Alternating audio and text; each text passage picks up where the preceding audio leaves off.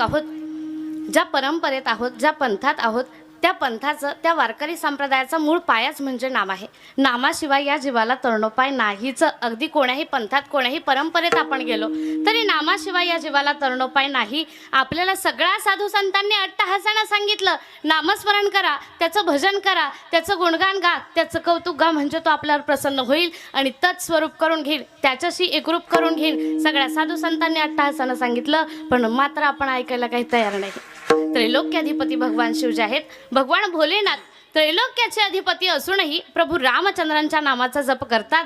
ते करतात यात नवल नाही. त्याच्या अर्धांगिनी असणारी मा पार्वती, तिला सुद्धा उपदेश करतात. मा पार्वती, भगवान शिवचे आणि मा पार्वतीचा विवाह झाला. मुळात आपण रामायण ग्रंथ जर पाहिला तर लक्षात येईल, आपल्या रामायण ग्रंथाची सुरुवातच भगवान शिव आणि माता पार्वतीच्या विवाहापासून होते.